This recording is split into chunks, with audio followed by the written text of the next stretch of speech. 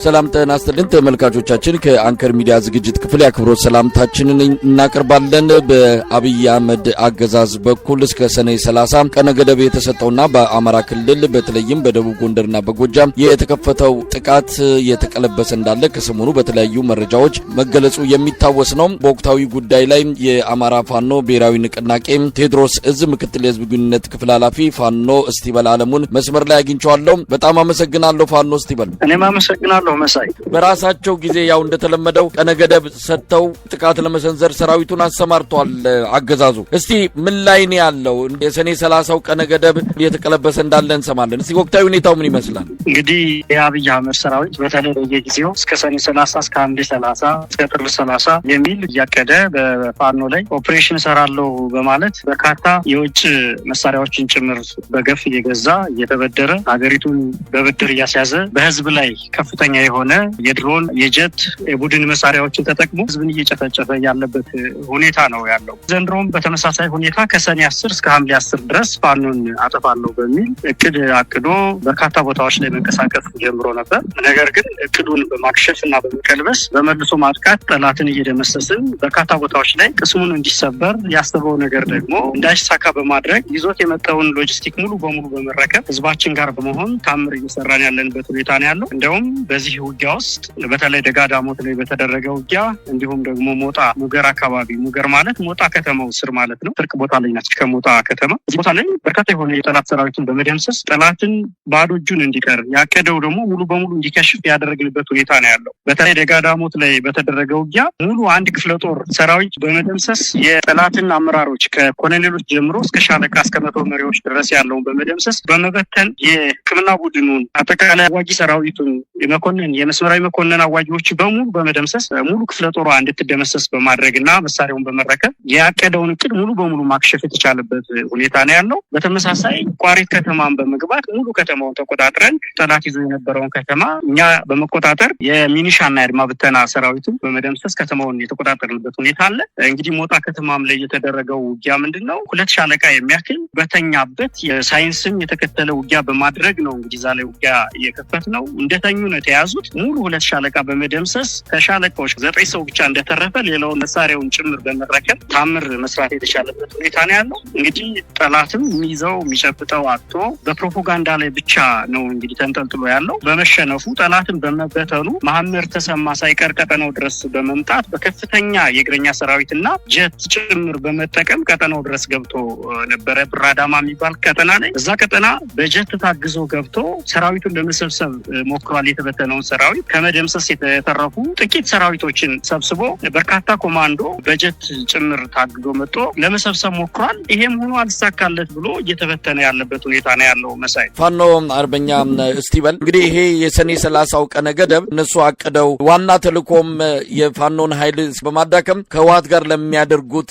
ፍልሚያ መከላከያ ሰራዊቱን በሙሉ ቁመና ላይ እንዲሆን ለማድረግና የእናንተን ወደፊት የሚኖረውን ተጽዕኖ ለመቀነስ እንደሆነ ነው የሚነገረው። በዛ አንጻር ተልኳቸው ተቀልብሷል ማለት ይቻላል? በትክክል ሙሉ በሙሉ ተቀልብሷል። እነሱ አስበው የነበር ፋኖን በዚህ አንድ ወር ውስጥ መደምሰስ ባይቻል እንኳን በማዳከም እነሱ ከህወሓት ጋር ለሚደረገው ጦርነት ፋኖን አዳክሞ እነሱን ለመውጋት ነው አስበው የነበረው። ነገር ግን በተለይ እዚህ ፋኖ ላይ እያደረጉት ያለው ውጊያ የሚቻል አይደለም። ይሄ ህዝባዊ ማዕበል እየታገዘበት በደንብ የተደራጀና የተቀናጀ ውጊያ ማድረግ የሚችልበት ሙሉ ውጊያ ማድረግ የሚችልበት ጀነራል ዋር ማድረግ የሚችልበት ቁመና ላይ ነው አሁን ፋኖ የሚገኘው። ስለዚህ ሊደመስሱትም ሊያጠፉትም የሚችሉበት መንገድ በፍጹም የለም። አብይ አህመድ ቅዠት ውስጥ ነው ያለው። በጣም መደናገጥ ውስጥ ነው ያለው። አቅዶና አስቦ አይደለም የሚሰራው፣ በዘፈቀደ ነው የሚሰራው። ከዚህ በፊትም የሚሰራው ፕሮፓጋንዳ ነው። ነገር ግን መሳሪያውን እያስረከበ ሎጂስቲኩን ሙሉ በሙሉ ለኛ እየሰጠ እየተመለሰ ያለበት ሁኔታ ነው ያለው። ይሄ ደግሞ አይሆንም። አሁንም ሚኒሻዎችን ከየቀበሌው እየበለመለ ያለበት ሁኔታ ነው ያለው። ህዝባችንን አሁንም ወደ ሌላ ጦርነት 3 ዓመት ሙሉ ድሮንና ጀት ሲያዘንብበት የነበረውን ህዝብ መልሶ አሁንም በግዳጅ በመመልመል መሳሪያ ያላቸውን የባንክ ጥበቃዎችን የመስሪያ ቤት ጥበቃዎችን እየሰበሰበ ወደ ሌላ ዘመቻ እያቀደ ያለበት ሁኔታ ነው ያለው። ነገር ግን ይህ የሚሆንበት ጉዳይ የለም። በተለይ እንደ ቴዎድሮስ እዝ እኔ እንዳለሁበት ነው ማወራህ። ያቀደውን እቅድ በመምታት በመደምሰስ ወይም ደግሞ በማክሸፍ አዲስ የሆነ እቅድ በማቀድ ጠላትን እያዛባ ነው ያለበት ሁኔታ ነው ያለውና በፍጹም ሊቀጥል የሚችልበት ዘመቻውን ሊያስቀጥል የሚችልበት ነባራዊ ሁኔታ የለም። ምን በተለየ ሁኔታ ነው እንግዲህ አንድ ዘመቻ ሲታቀድ የተለያዩ ዝግጅቶች ይደረጋሉ። አሁን የአብይ አህመድ ሰራዊት ለሰኔ 30 ብሎ ሲመጣ ምን የተለየ እስካሁን ከምታውቁት የተለየ ጥቃት ነው? ምክንያቱም ተደጋጋሚ ሙከራ አድርጓል፣ ተደጋጋሚ ዘመቻዎች ነበሩ፣ ሁሉም ከሽፈዋል። አሁን ምን የተለየ ነገር ይዞ መጥቶ ነው እንዲህ አይነት እናንተን አዳክማለሁ ከቻልኩ ደግሞ አጠፋለሁ ብሎ የመጣው? እንደምታውቀው አብይ አህመድ በቀጠናው ሰላም የለውም። ታንኳሽ ውሻ ማለት ነው። በየሄደበት ሁሉ የሚተነኩስ ነው። ከየትኛውም ጎረቤት ጋር ሰላም ውሎ አያድርም። ስለዚህ እየተነኮሰ በራሱ ጊዜ ወደ ጦርነት እየገባ ስለሆነ ውስጥ ላይ ያለው ጠላት ደግሞ በጣም እየጠነከርን መሆኑ ስላወቀ የመጨረሻ ሙከራውን እያደረገ ያለበት ሁኔታ ነው ያለው። እንግዲህ እንደምታውቀው በኦሮሚያ ክልልም በጣም ሽንፈትን እየተጎናጸፈ ያለበት ሁኔታ ነው ያለው። በፖለቲካም እየተሸነፈ ያለበት ሁኔታ ነው ያለው። ሀገሪቱን በብድር እየሸጣት ያለበት ሁኔታ ነው ያለው። ይሄ ሁሉ ተደምሮ አብይ አህመድ ፖለቲካሊ ኢሬሌቫንት የሆነ ሰው መሆኑን ድርጅታቸው ብልጽግና ምንም አይነት ቤዝ የሌለው፣ ህዝባዊ ቤዝ የሌለው፣ ኢኮኖሚካል ቤዝ የሌለው፣ የኃይል ቤዝም የሌለው ሙሉ በሙሉ የደህንነት መዋቅሩ የከሸፈ መሆኑ የተረጋገጠ ነው። በዚህ ምክንያት ጭንቀት ውስጥ የገባው አብይ አህመድ መቼም እንግዲህ ሰው ውጊያ ውስጥ የገጠምነው ጦር ያለ ነው፣ እጁን ሙሉ በሙሉ ሊሰጥ አይችልም በፍቃዱ። ስለዚህ የመጨረሻ ሙከራ መሞከር ነበረበት። እሱን ነው እየሞከረ ያለው። አሁን እሱን ሞክሯል። ከዚህ በፊት ካደረጋቸው ወረራዎች የተለየ ወረራ አይደለም ያደረገው። እርግጥ ነው የእሱ ጀነራሎች እና የእሱ መኮንኖቹ የተለያየ እቅድ አቅደናል ብለው በማታም በቀንም በጀትም በድሮንም ህዝቡን ጭምር እየጨፈጨፉ ፋኖ ያለበትን አካባቢ በሙሉ ለመቆጣጠር እቅድ አቅደው ነበረ። ነገር ግን እነሱ ባሰቡት ልክ አይደለም፣ ትንተናቸውም ትክክል አይደለም። ፋኖ ያለበት ቁመና ዝግጅት ምናልባትም መንግስት ካለበት ቁመና በተለየ መልኩ ራሱን አጠንክሮ አደርጅቶ ያለበት ሁኔታ ስላለ እንዲሁም የበለጠ ቀንቶን እንቀሳቀሳለሁ ይዛቸዋለሁ ብሎ ያሰባቸውን ቀጠናዎች ብቻ ሳይሆን ከዚህ በፊት ይዟቸው የነበሩ ቀጠናዎችን ጭምር እየተቆጣጠርንና ጠላትንም እየደመሰስን ሎጂስቲኩን መሳሪያውን በሙሉ የሰው ኃይሉን ሁሉ እያስረከበ ያለበት ሁኔታ ነው ያለውና ምንም የተለየ እቅድ እያቀደ አይደለም። ምናልባት ፋኖ ስቲበል አንድ መረጃ ሰምተን ነበረ። በአብይ አህመድ አገዛዝ በኩል እንግዲህ ድሮንን ነው በስፋት እየተጠቀመ ያለው። በሰሜን ሜጫ ወረዳ ምራዊ ከተማ ዙሪያ ጥመት ባታ በምትባል ቦታ ድሮን ተመታ መከስከሷን የሚገልጽ መረጃ መጥቷል። ስለዚህ የምታውቁት ነገር አለ? እንግዲህ ድሮንም አምርቻለሁ፣ ድሮን ስርቻለሁ እያለ ያለበት በገፍም ከአረብ ኤሚሬትም ከተለያዩ ሀገራትም የድሮን መሳሪያዎችን እያመጣ ህዝባችን ላይ መፈተኛ እያደረገው እንደሆነ ይታወቃል። እንግዲህ ከዚህ በፊት ደርግም ጭምር ይጠቀምበት የነበረው መሳሪያዎች የከበራቸውን መሳሪያዎች አውጥቶ ህዝባችን ላይ እየፈተሸበት ያለበት ሁኔታ ነው ያለው። የምታውቀው ነው እንግዲህ መሳይ በተለይ ይሄንን ውጊያ ለ3 ዓመት የተደረገውን ጦርነት እየፈተሸበት ነው የሚገኘው። ስለዚህ አሁንም እነዚህን አዳዲስ ድሮኖችን አጥፍቶ ጠፊ ድሮኖችን ወደ ቀጠናችን በመላክ የተሰበሰበ ህዝብ ላይ ሁሉ ጠላት ነው ብሎ ያስባል። የተሰበሰበውን ሁሉ በአንድ ላይ አደባልቀን እንመታለን ነው ያለው ጀነራሉ። ያንን እየተገበሩ ያለበት ሁኔታ ነው ያለው። አሁንም እየተደረገ ያለው ከዚህ የተለየ አይደለም። ይሄውን ራሱን ነው እያደረገ ያለው። የትኛውም ማህበረሰብ በባህላችን እድር አለ፣ ቁብ አለ፣ ደቦ አለ፣ የጋራ እርሻ አለ፣ ብዙ ነገር አለ። ህዝብ ተሰብስቦ በጋራ ያከናውነው። ይሄን ሁሉ ባየ ቁጥር እንግዲህ ቤተክርስቲያን፣ መስጊድ፣ ቀብር አለ፣ አገልግሎት አለ። ይሄን ሁሉ ባየ ቁጥር ፋኖ መስሎ ነው የሚታየው፣ ጠላት መስሎ ነው የሚታየው በሱ አገላለጽና ይሄን ሁሉ እየደበደበ ያለበት ሁኔታ ንጹሃንን ፋኖ ጋራ አደባልቆ እየመታ ያለበት ሁኔታ ነው ያለው። እንዲሁም ህፃናትን ሳይቀር ነፍሰ ጡሮችን ሳይቀር ምንም አይነት የጦር ህግ ያልተከተለ በተለይም ደግሞ ሰብአዊ መብትን ያጠበቀ ሁላ ጭፍጨፋ እያደረገ ያለበት ሁኔታ ነው ያለው በእነዚህ ድሮኖች። ዛሬም ይሄንን ሊያደርግ ነው እንግዲህ መጥቶ የነበረ በተለይ ምዕራዊ አካባቢ ላይ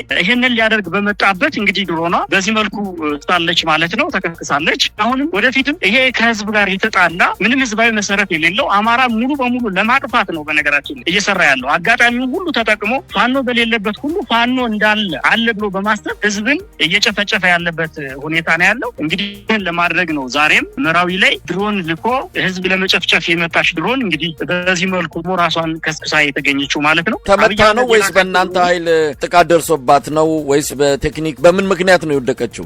አይ እስካሁን ባለን መረጃ መሰረት እንግዲህ በራሷ ጊዜ በቴክኒክ ጉድለት ወይም ደግሞ በተለያየ ኤንቫይሮንመንታል ችግር ምክንያትም ሊሆን ይችላል። በዛ ምክንያት በራሷ ነው በጠላት ካምፕ አካባቢ ነው የወደቀችው። ሚኒሻ ካምፕ አካባቢ ላይ ነው የወደቀችው። በእኛ ኃይል ተመታ ሳይሆን ተከስክሳ በራሷ መንገድ በቴክኒካል ጉዳይ ችግር ምክንያት ነው የወደቀችው። ፋኖ እስቲበል የአገዛዙ የመረጃ ቋቶች ያስተላለፉት አንድን ዜና ነው እንግዲህ በእናንተ በኩል ምን ምላሽ እንዳለው ለማወቅ ያልነው። በምዕራብ ጎጃም ዞን ደጋዳሞት ወረዳ በተደረገ ኦፕሬሽን 116 ጽንፈኞችን መደምሰሱን ምስራቅ እዝ አስታውቋል ይላል። የጸረ ሽምቅ ስምሪቱ ነው የ86 የጽንፈኛ ቡድን አባላትን የደመሰሰው። የዝናቡ ልንገረውን 2 አጃቢዎች ጨምሮ 30 የጥፋት መልክተኞች ቆስለዋል። በድምሩ 116 የጽንፈኛው አባላትን ከጥቅም ውጭ ማድረጉን ነው በመረጃው የተገለጸው። እንግዲህ ይሄ ዜና በሚገለጽበት ወቅት የታየው 6 ክላሽ ነው። ምናልባት አንድ አብራራው መሳሪያም ይታያል። እንደው ጥያቄ ሊነሳ ይችላል። 116 ሰው ከተደመሰሰም 100 109ኙ መሳሪያ ታዲያ የት ገባ የሚል ጥያቄም ይነሳል። አስክሬኑ ሴት አለ፣ የቆሰሉትም ካሉ ወዴት ሄዱ የሚሉ ጥያቄዎች ሊነሱ ይችላሉ። ግን ስለዚህ መረጃ መጣቁት አለ። በዚህ ደረጃ ድል አግኝተናል ብሎ ነው ስምሪቱን የመሩት የኮር ምክትል አዛዥ ኮሎኔል ሬድዋን ሪባቶ የገለጹት። ምን ማለት ትችላላችሁ? እንግዲህ ይሄ ቀልድ ነው። የተሸነፈ አካል ፕሮፓጋንዳ አይስራ አይባልም። እንግዲህ ውጊያ ከግማሽ % በላይ የሚሆነው ፕሮፓጋንዳ ነው። ሙሉ በሙሉ እዚህ ቦታ ላይ ሽንፈትን ተጎናጽፈው ነው ቅድም እንዳልኩ የሄዱት። በተለይ 2 ኮሎኔሎችን 3 ሻለቃዎችን ከዛ በላይ ደግሞ አጓጊ መኮንን ሰራዊቶችን ያጣበት ቦታ ነው ይሄ ቦታ ጠላት። በዚህም ውጊያ ሞርተሮችን፣ ዲሽቃዎችን፣ ስናይፐሮችን እና ብሬኖችን ሙሉ በሙሉ በሚባል ደረጃ ክፍለ ጦሩን 76ኛ ክፍለ ጦርን ከጥቅም ውጭ በማድረግ 59ኛ ክፍለ ጦር ደግሞ 2 ሻለቃዎችን በመደምሰስ የተጠናቀቀ ውጊያ ነው ይሄ ውጊያ። ስለዚህ ከፍተኛ የሆነ ኪሳራ የደረሰበት ስለሆነ ይሄንን ፕሮፓጋንዳ እየሰራ ያለበት ሁኔታ ነው ያለው። አይደለም 116 ሰው ይገል ቀርቶ 3 እና 4 ሰው ማቁሰል የቻለበት ሁኔታ የለም በዚህ ውጊያ። ሙሉ በሙሉ ተበትኖ ቅድም እንዳልኩ ጀነራል ማምር ተሰማ በጀት ታግዞ ነው የተረፉትን ሰዎች መጥቶ ለማግኘትና እንደገና 76ኛ ክፍለ ጦር ለማዋቀር ኃይል ጭምር ከሌላ ቦታ ይዞ መጥቶ እየለፋ ያለ።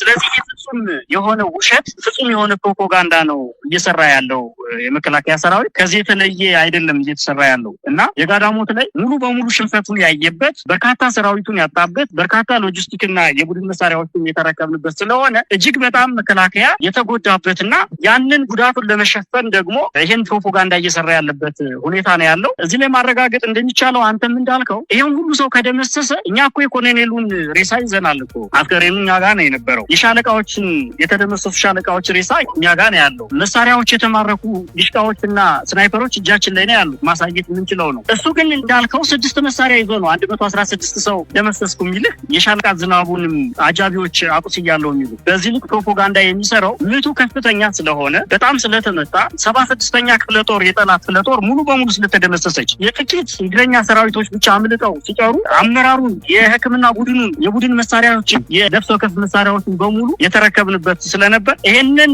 ምት ለመቋቋም በዚህ ልክ ፕሮፓጋንዳ እየሰራ ያለበት ሁኔታ ነው ያለው። መሳይ እንግዲህ ፋኖ ስቲበል ከዛ በኋላ ያው ጀነራል ማምር ተሰማ ሰራዊቱን ሰብስቦ እንደነበረ በዚህ ወቅት ላይ ሰራዊቱ በግልጽ ለጀነራሉ ምንድነው እየተደረገ ያለው በዚህ አይነት እንዴት እንቀጥላለን የሚል በጣም ፈታኝ ጥያቄ ለጀነራሉ እንደተገለጸ ነው። እሳቸው ዛም ሰራዊቱን አስፈራርተው በተለያየ መንገድም ያውን እንዲቀጥሉ ካደረጉ በኋላ ደባባይ ወጥተው የተናገሩት ግን ድል አደረግን፣ ጽንፈኛው እየተበታተነ ነው የሚል ነው። እንግዲህ 4 ቀን ይቀረዋል። ስለዚህ የሰኔ 30ው ቀነ ገደብ ቀኑ ሳይደርስ ዘመቻው ተቀልብሷል ማለት የሚቻል ነው። እንግዲህ ጀነራል ማምር ተሰማ በቋሪት ሰንሰለታማ ተራራዎች ላይ የሞጣው ምርኮና የሞጣው ውጊያ የተደረገው እዛ በቅርብ ርቀት ባለበት ሁኔታ ነው። እንግዲህ እዛ ቦታ ላይ ዲሽቃዎች 47 ክላሾች 2 ብሬን እና ስናይፐሮች የተማረኩ እሱ እዛ በጀት እየተጠበቀ በነበረበት ሰዓት ነው ይሄንን ነገር መማረክ የተቻለው ሞጣ ላይ ማለት ነው። ስለዚህ ሰራዊቱ ምንድነው ያለው ደንበጫ ላይ ወደ ደጋዳሞት ግቡ እንጂ ሲባል እኛ በዛ በኩል ማለፍ አንችልም፣ ሙሉ በሙሉ የደንበጫ ተርቦች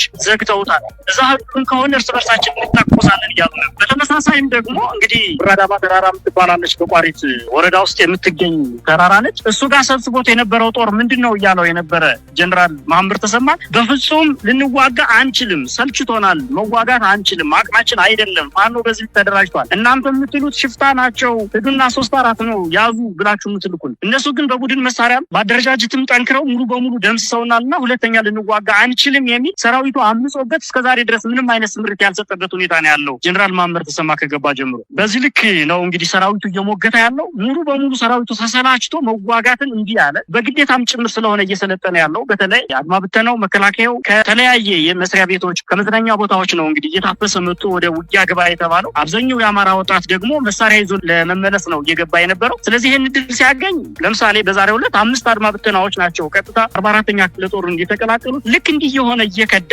በጥያቄም ደግሞ አንዋጋም፣ ህዝባችንን አንዋጋም፣ ማህበረሰባችንን አናጎሳቁልም እያለ እየሞገተበት ያለበት ሁኔታ ነው ያለው ሰራዊቱ። በዚህ ልክ ተሰላችቶ መሳሪያውን ጥሎ እየሸሸ ያለበት ሁኔታ ነው የሚገኘው እንግዲህ መከላከያ